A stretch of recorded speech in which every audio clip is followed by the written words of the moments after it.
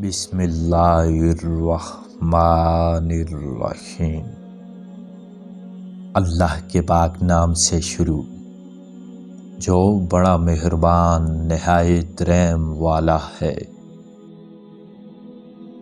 حضرت شیخ جنید بغدادی رحمۃ اللہ علیہ کا فرمان عالی شان ہے کہ فنا کے بغیر بقا اصل نہیں ہوتی۔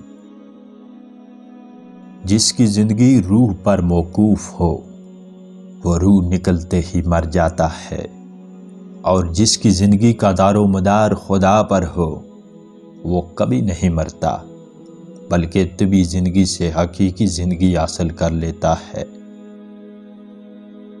جو جسم عبادت سے محروم ہو اس کا مردہ ہو جانا ہی افضل ہے۔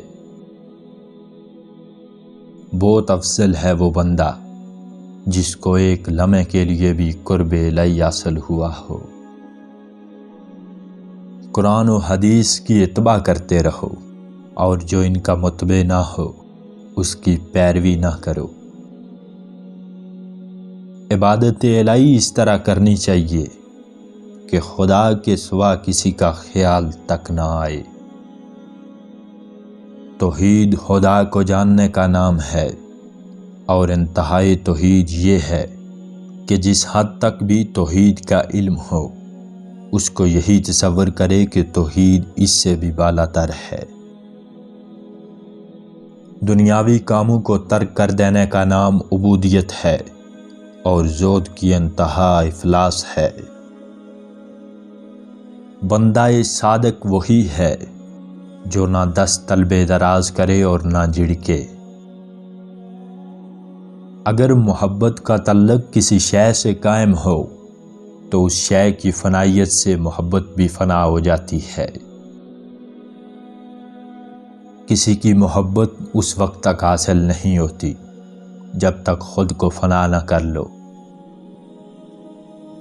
ذکر الہی سے ایک لمحے کی غفلت بھی 1000 سالہ عبادت سے بدتر ہے۔ اولیاء اللہ کے لیے نفس کی نگرانی سے دشوار کوئی کام نہیں ہے۔ خدا کے علاوہ ہر شے چھوڑ کر خود کو فنا کر لینے کا نام تصوف ہے۔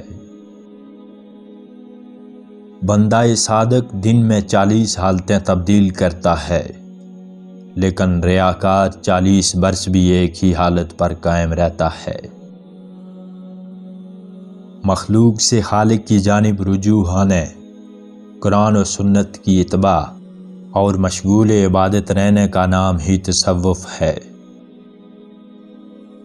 صوفی وہی ہے جسے خدا کے سوا کوئی نہ جانتا ہو۔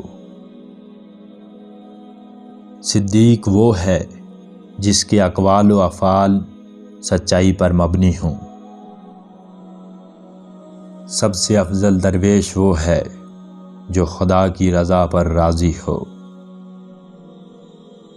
مومن کا دل دن میں 70 مرتبہ گردش کرتا ہے، اور کافر کا دل 70 سال میں بھی ایک دفعہ گردش نہیں کرتا۔